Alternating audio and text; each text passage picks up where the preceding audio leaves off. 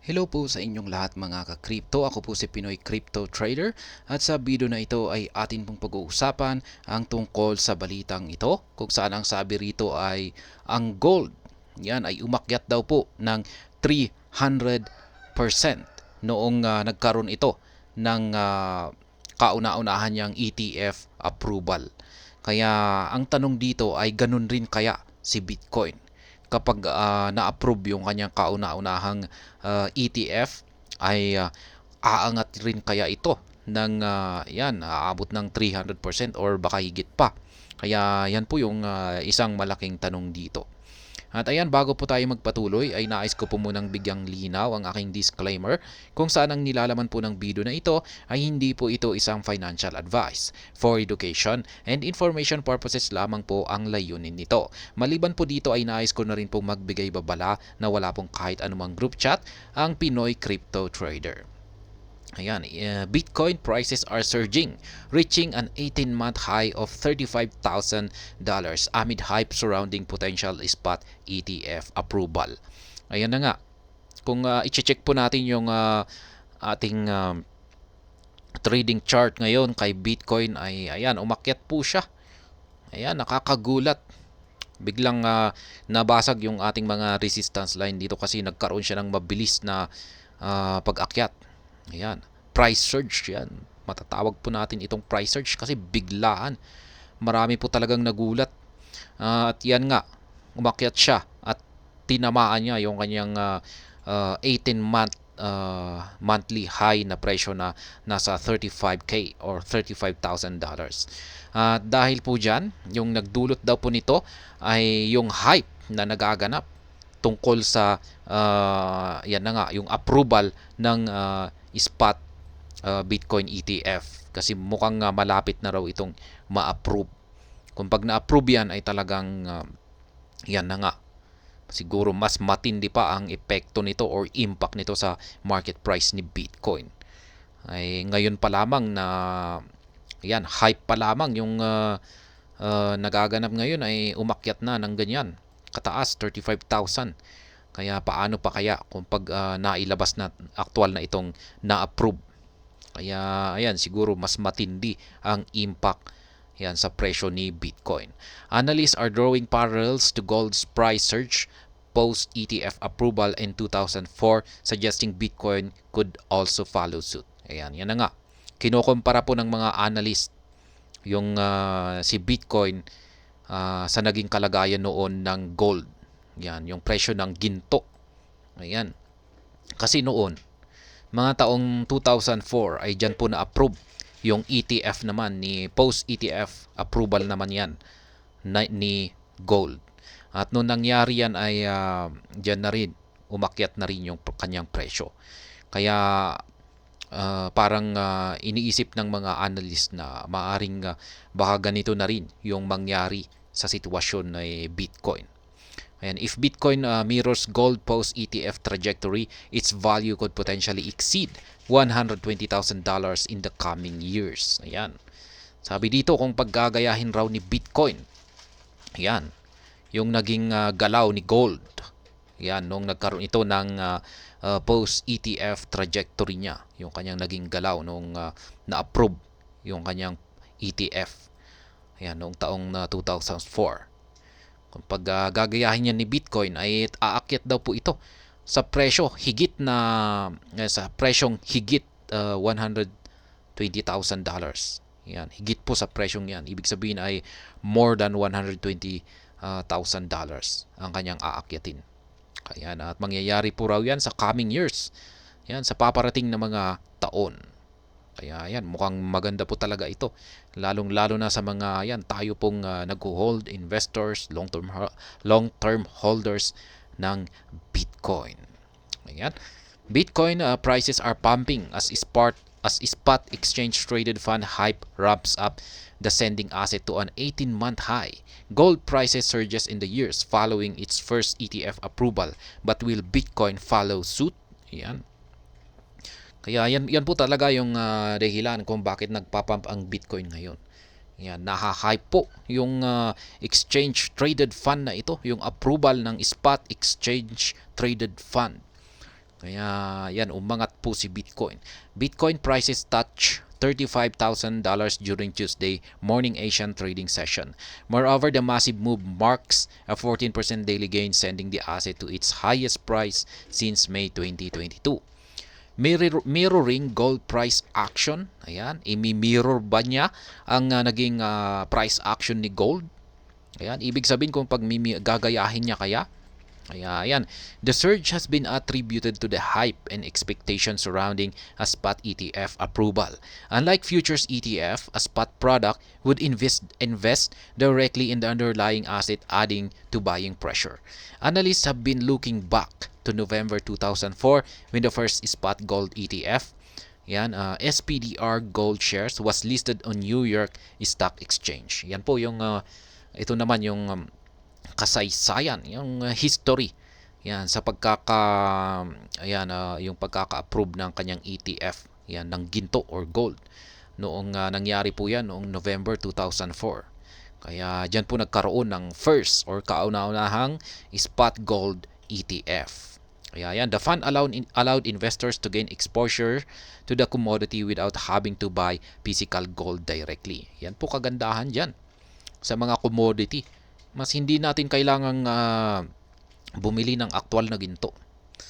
Yan, kasi parang nangyayari rito ay parang naging digital na. Yan, the same applies to spot BTC ETF. This will allow institution to invest the asset without having to set up a wallet or exchange account and buy it. Ayan, ganyan na rin po ang mangyayari raw sa Bitcoin ETF. Hindi na natin kailangan yan ng mag-set up pa ng wallet or exchange account para bumili ng Bitcoin. Yan, kaya ganyan yung kanilang pagkakapareho. Gold prices rampage an 8-year bull run following the ETF listing, analysts observe. Yan, base po sa naobserbahan ng mga analysts dito kay gold nung ito ay nagkaroon ng ETF listing ay ayan. Yung 8 taon nito ay nagkaroon siya ng bull run. Kaya ang tagal po niyan, 8 years na umaakyat.